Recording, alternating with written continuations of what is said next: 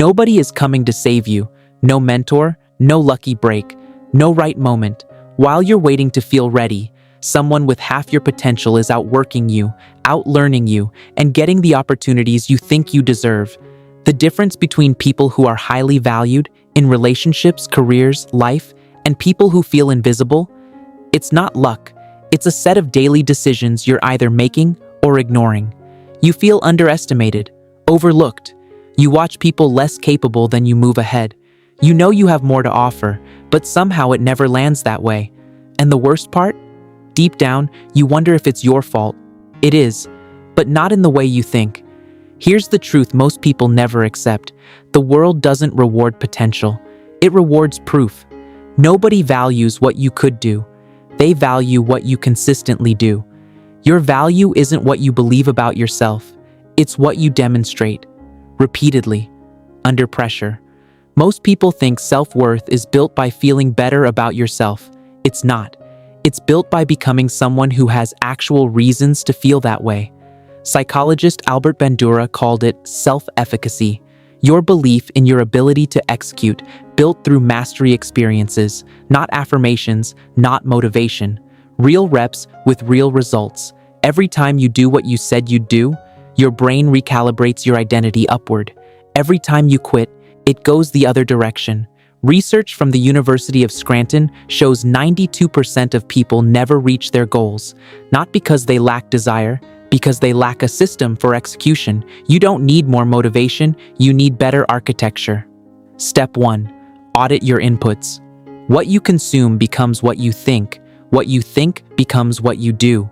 Cut 1 hour of mindless content daily. Replace it with something that sharpens you. Your mind is either an asset or a liability. You decide. Step 2. Become hard to replace. Valuable people are specific. Pick one domain. Go deeper than anyone around you. Average effort in multiple directions creates average results. Obsessive focus in one direction creates leverage. Step 3. Keep your word to yourself. Self-respect is built through follow-through. Every time you break a standard you set for yourself, you chip your own foundation. Start small. Do what you said. Do it again. Identity is just the story your actions tell about you. Step 4. Upgrade your environment. You become the average of who you spend time with, not someday, already. If nobody around you is growing, you're swimming upstream daily. Find rooms where you're the least impressive person in them. Step 5.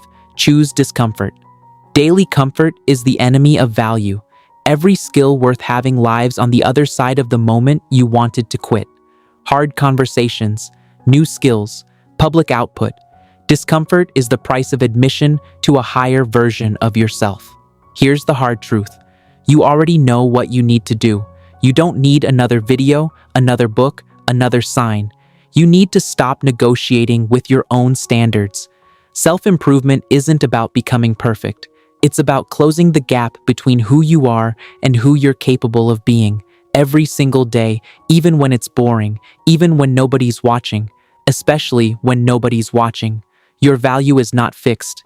It's not decided by your past, your background, or what anyone else thinks of you. It's decided by what you do tomorrow morning when no one is holding you accountable. Start with step 1. Today, 1 less hour of noise, 1 more hour of growth. That's it. That's the whole move. If this hit hard, like this video. Subscribe for a new framework every week, because the best investment you will ever make is in yourself. Become someone you're proud of. The work starts now.